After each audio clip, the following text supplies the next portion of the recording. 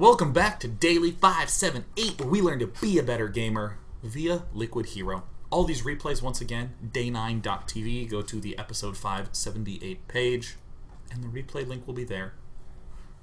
Enormous thank you to Team Liquid for always posting these replay packs regularly. Really awesome to get this sort of stuff.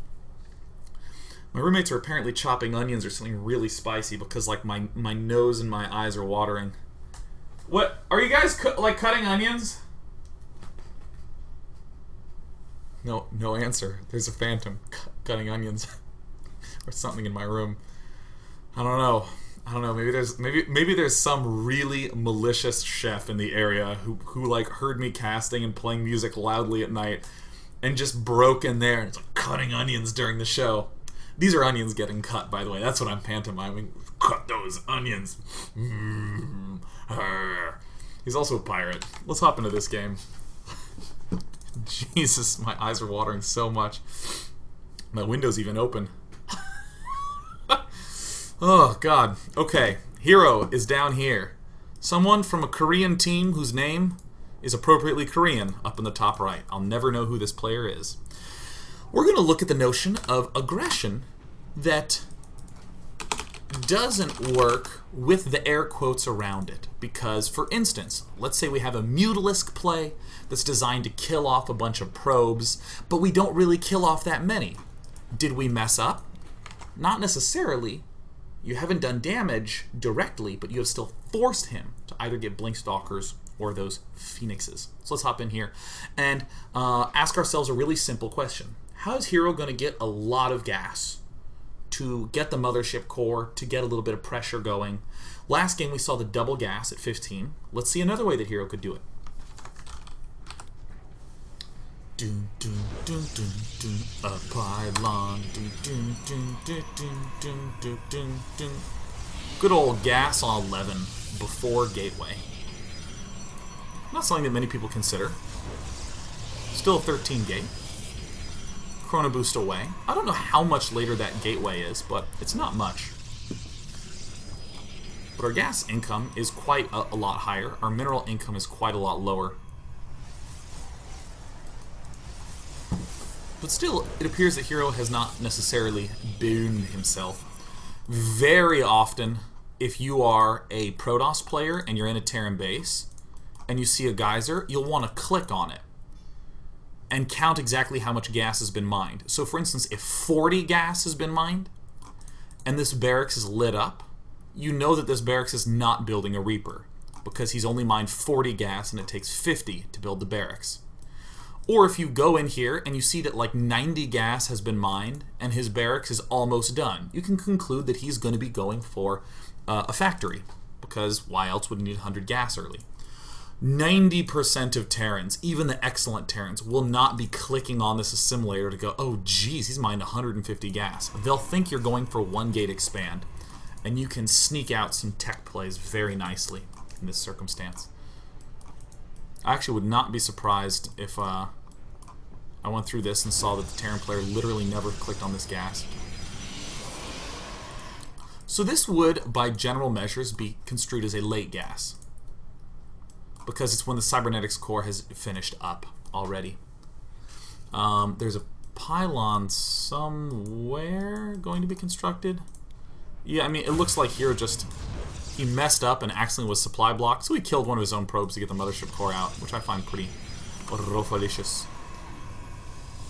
In the meantime, we are seeing this Terran player go for just traditional one barracks, command center, 2 more barracks, but he's also getting a bunker up rather swiftly, just to be able to deal with some of these threats that are being thrown at him, such as this early zealot, the early stalker, the early Mothership core.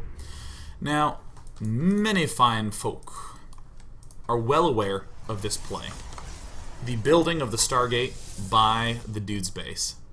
However, the way Hero does it, this Stargate is actually defended.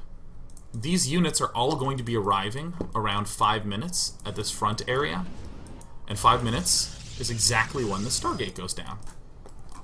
So cool, Hero has done himself a nice little curve with how he's spending his gas.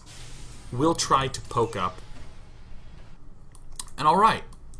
No dice. Couldn't get up there. Standard Protoss play for aggression. Oh, you wanted to wall yourself in? Alright, cool. I'm going to kill you. I do not ever anymore want to have a hotkey with my stuff that has a Mothership core in it. I hate the Mothership core. I hate the Mothership core in battle. It's an idiot. Sure, it can do good things, but it's really annoying against Zerg. Actually, it's really annoying against everyone. When you want to just hit 1A and tell the Mothership core to just shoot stuff, but like if a queen it shoots at the Mothership core once, the Mothership core is like, let me stop killing these Zerglings that are going to kill your Stalker. I'm now going to float all the way slowly over to the queen, and then I'm going to slowly stop, and then I'm going to start shooting. And you're like, run, run! And it's like, okay. Alright, here we go. And, oh man, it is just the funniest thing ever. It is one of the big motivations as to why I will play Zerg in 2v2 and not Protoss. I want to kill people without the need of that micro.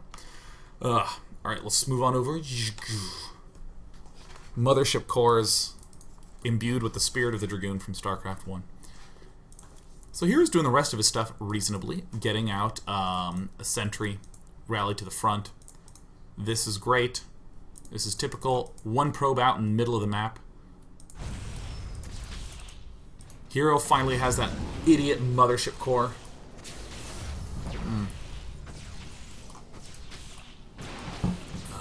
On hold position. Two Stalkers I just really like for the sort of early control play. And like I said, the common bait is to just be like, no, come on down the ramp. I want that. It sounds good. Getting up the expansion. This is going to go great.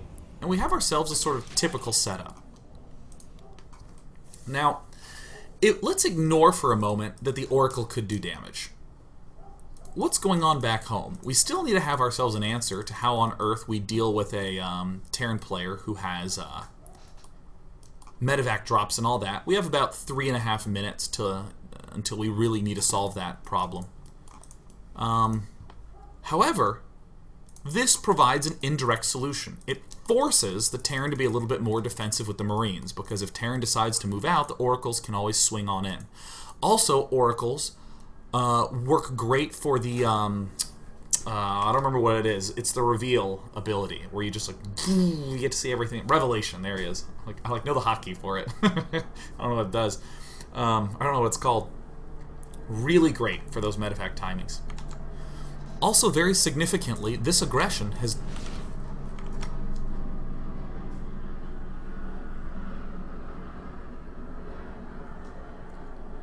Apparently my backyard is having a helipad installed, and they're just testing various helicopters on it today or something like that. I don't know. I don't even live by an airport. This aggression has delayed this expansion. And we don't think of this as an advantage. We say, my aggression has delayed the expansion of my opponent, which is good because my expansion is going to be delayed. This is really the big key. This forcing. So Hero's getting all sorts of goody-good damage. Now, there's something that I don't think you've ever seen Hero do before, but I'm going to present it to you today. Hero makes a mistake. Alright, awesome. Alright, good. Nice. Perfect.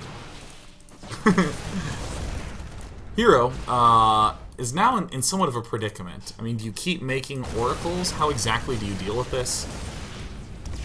This army's starting to get big. We see now why the Mothership core is there. We can throw down a time bomb. Or, excuse me, time warp. Gosh. We can throw down a time warp to be able to retreat safely and to be able to continue to apply pressure. So immediately, Hero is in somewhat of a bind, but let's just sort of go through some of the basic logics.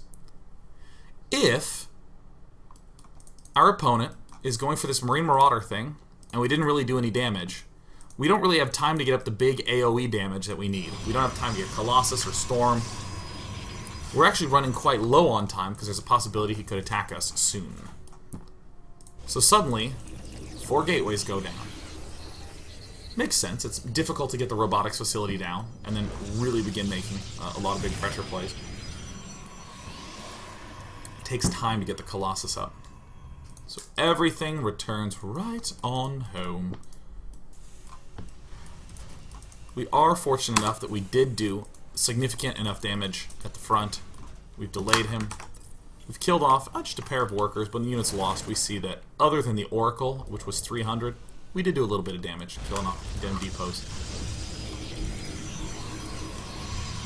So right away, Hero is morphing in more sentries, more zealots, continuing to build stuff, continuing to harass with these oracles as best he can. He wants to keep his opponent contained. He wants to buy a lot of time. No opportunity to do the forgedness that we saw in the last game. None whatsoever. But this is another attack that I still would... I like literally never would have found this in like a million... This would probably have never even occurred to me. And believe it or not, I think about StarCraft like a lot. I'm not even saying technically I couldn't execute it. I'm saying I both technically probably couldn't execute this, and of course looking at this I'm like, oh, I guess that makes sense, but that's a weird attack time. I never would have thought of that. Okay, so on one hand we built these 4 gateways because, geez, we're going to die. We've got to make sure that we don't die anytime soon. So now what? Well, if we had him contained, we get these oracles to just keep him back a little bit longer, and then we just send in all these units and just go contain him on one base again. I mean, the goal is just contain, but you don't contain Terran. One is not simply just go like contain Terran. And I actually was not intending for that to be a Mordor reference. That's just like something that one simply does not do. So now he can cast a Revelation if he wants to do all dem revealings on there. And fantastic, he's contained yet again. He's sort of late era contains. Very important to continue to get extra gateways up. Still no forges. Probe count is in the lead. What do you know? He has been continuing to make a lot of probes in the midst of all this aggression. Not right now, for certain. Also, this is just a generally nice technique. If you've thrown a force field down at the ramp,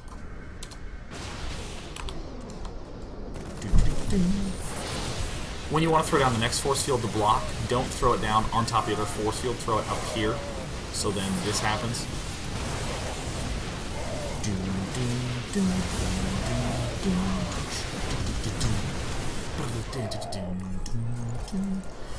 So, in theory, we have to worry about drop play.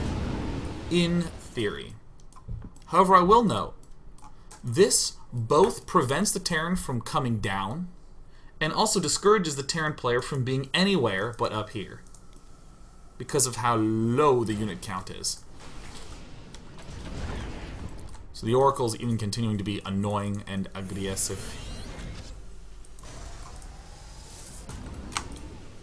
But still, lots of damage being done throughout all this. Charge. Twilight Council tech makes sense, because we had to build these 4 gateways early. We can't go down the tech path of Robo and get Colossus. That's just too long. So then the droppage occurs, and we see yet another tool of the Protoss arsenal. That's right, the dumbest unit in the game has something useful that it can do. For the blam! Blot blackout! So this Terran player was discouraged from moving down the ramp because obviously he'll get force felled and that can be a problem. But even more notably, yeah, Terran player wants to keep this army here because he's always worried about Protoss just trying to trample up the front and kill him. And then of course the recall if things get a little bit too drastic.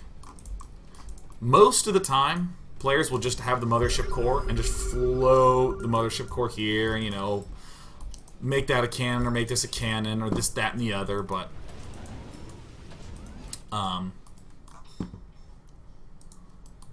this is really incredible extended usage by Hero.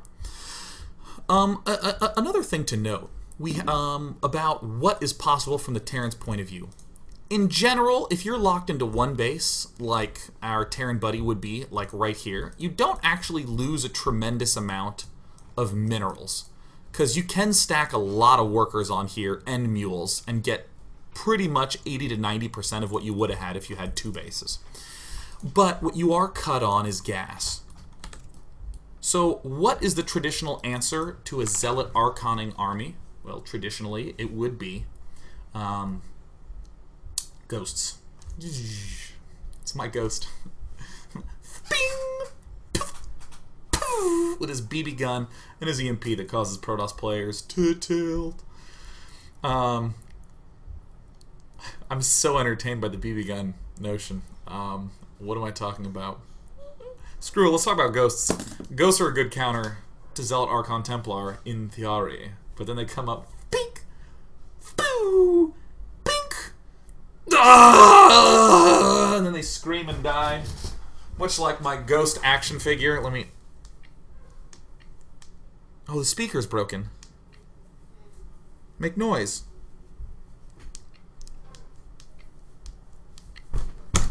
Come on. This is a ghost, by the way. And it actually has like these 5 buttons in it. So if you like grab his crotch, you actually hear a button. Oh god. I have to make an incision at the bottom of the sternum and reach into his body. Wow. And that's not uncommon. If any of you watched Terminator the Sarah Connor Chronicles, I mean, the dude had to reach inside Summer Glau's body to fix it, and it was just there. It was not anything. There's no innuendo in the slightest. Anyone else watch Terminator Sarah Connor Chronicles? It's a great show. Let me actually come back to this game. It's amazing. So Hero is going Zealot Archon. Traditionally, you'd say, oh yeah, Terran, Ghosts, really good answer there. It's not an answer so much, because the Terran has only been on 2 gas geysers. Terran is gas broke. Medivacs, Marauders, and an upgrade or 2, and that's like all you can afford on 2 gas. So in this circumstance, if we actually just go back and look, I mean, this is a completely gas-starved Terran. Terran actually only has 4 Medivacs. To make 2 more would bankrupt him gas-wise. So getting Ghosts, he cannot do and get upgrades at the same time. So we're either going to be up against upgraded Marine Marauder or unupgraded Marine Marauder Ghost. In other words, pure Zealot Archon has a lot more potency because we starved him of his gas. And yet again, the Oracles demonstrate why they have a lot of utility in these low econ circumstances. Now all of a sudden Hero can just see pretty much all these units. And it's been a total doish.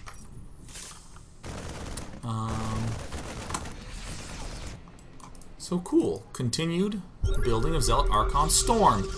This is actually the thing that made me want to bring up all the Ghost stuff earlier on. Ordinarily you'd be like, oh, Storm, no, he can't go Storm. He'll just lose to Ghost. Well, Terran can't even really have anything else. I mean, for any of you who don't know this, each gas geyser is about 120 gas a minute.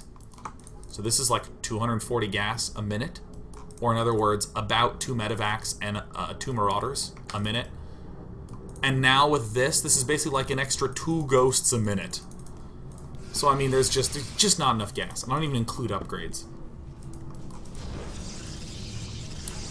Yeah, even though all that analysis is very fancy, and there's literally no human in the universe that would want to do that during a game, suffice to say, Storm is an ample choice, because there's just really not going to be that many Ghosts. So look, our Terran player decided to go for engineering bays and upgrades. And look at his gas, just absolutely no gas. So we get ready to go into this engagement. I'm going to drop the volume a little, just a skosh. Really. Just a little skosh.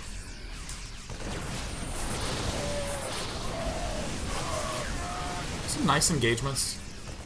Not like a bone-crushing engagement for Protoss by any means. But he's getting a little bit of edge here and there, and there's not really a chance for the Terran to bust on in there. So, of course, Hero, knowing that it's low econ, counterattack pylons, a much stronger potential because no one really has anything. So, I mean, while all this defense was going on, one of the big reasons he didn't engage is, well, hell, we're all low econ. His counterattack's not nearly as strong if, like, you know, it was a 3 base versus 3 base thing. I think these get out. Do these die? Oh, well, the only thing I didn't say is what happened. I was as wrong as possible. It's okay. It's something I have to live with. I used to be able to click there.